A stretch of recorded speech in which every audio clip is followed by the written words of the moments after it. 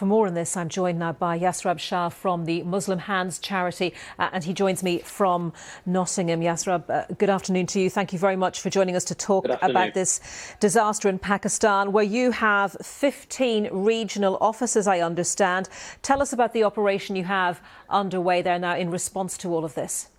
So our teams have been extensively on the ground. I mean, this charity has been around since 1993. It was born out of the Balkans crisis. So we were born out of emergency relief work, and we've been doing that for nearly 30 years. So Pakistan is one of those countries that we have extensive project staff and volunteers around the country. So when these monsoon rains began over a month ago, our teams were already actively on the ground distributing emergency aid in the form of cooked food, water, tents, setting up medical camps, and of course we hope to help with reconstructing homes.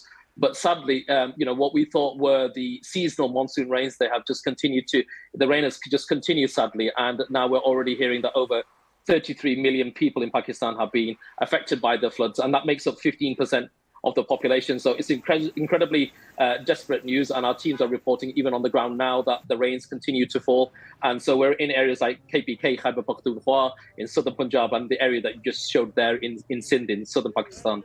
So is this the worst that most of your volunteers have seen in the time they've worked for the charity? I mean, I have to be honest, even myself, I've been working at Muslim Hands for over 16 years now. And I remember the floods back in 2010 and 2011, and already the Pakistani government are comparing what was the worst flood of Pakistan's history of 2010-2011 as in terms of the level of damage as being as bad as that. I mean, when you hear that 220,000 homes have been destroyed, with another further half a million which have been damaged, you get the scale of the level of the catastrophic disaster. And this is why we completely appreciate that the government of Pakistan has declared a state of emergency, and is directly this weekend has been appealing for international help. So we've been already on the ground for over a month now, but we definitely feel the incredible urgent need to accelerate our aid efforts, and we desperately appeal to our donors and well-wishers to come forward and support our brothers and sisters in humanity in Pakistan. But in some of the areas where you're distributing food, local people are telling you that your workers are the first people to arrive to help. And we heard that from another charity yesterday in the areas where they are, again, another organisation with well-established networks in the country. They are the first to arrive in many areas. Why isn't the government in these areas as well? Obviously, the authorities can't be absolutely everywhere, but why does it seem that the government isn't able to help in the way charities, NGOs are? Yeah, so I think what's happened here is just the scale of the disaster and the fact that the rain has continued to fall, and more areas are being affected within Pakistan. So I think this is an honest response from the Pakistani government to ask for international aid, clearly showing that they're unable to deal with the scale of the disaster. And yes, you're quite right. Where the teams where we have been operating for over a month now, providing this emergency aid, they have absolutely been reporting something very, very similar, saying our children are getting unwell from the waterborne diseases. The floodwaters carry with them many dangers, and they've covered their natural water sources. And of course, many of these people, I mean, in the millions, have been left homeless. Their mud houses have literally been swept away. So I think for any government to try to deal with 33 million people of its citizens, I think would absolutely be struggling. So we're trying our best to double down on our efforts, but we're completely reliant, like other charities, on the generosity of our donors.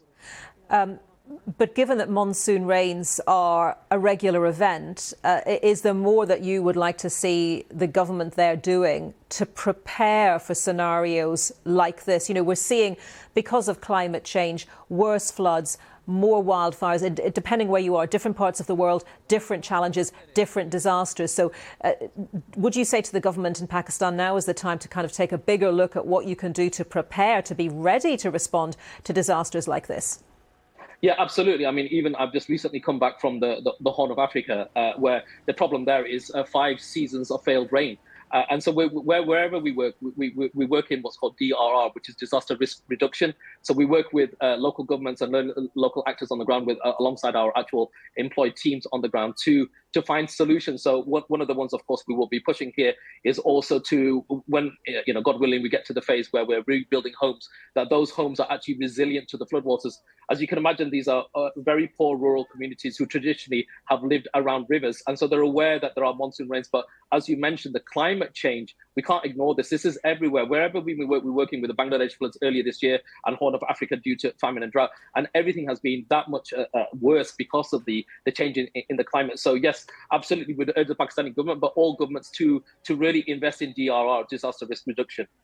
We've been talking today about the concerns around food security off the back of these floods. And of course, the immediate challenges are going on as those flood rivers travel, the flood waters travel downriver.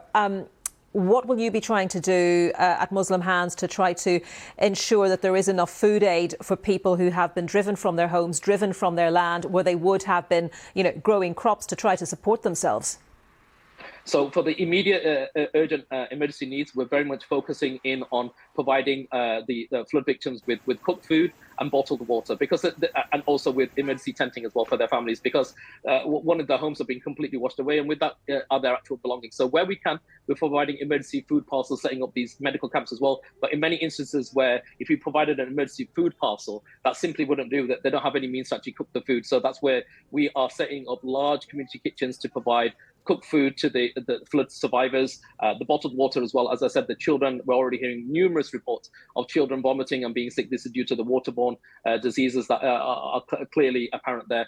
But again, if I'm being very honest with you, we need to do desperately much more than we are currently doing. But as I said, we're completely reliant on the general public and their donations that they're making to Muslim Hands. Yes, Reb, thank you very much for joining us this afternoon on BBC News. Rasib Shah from Muslim Hands UK, where he is fundraising manager.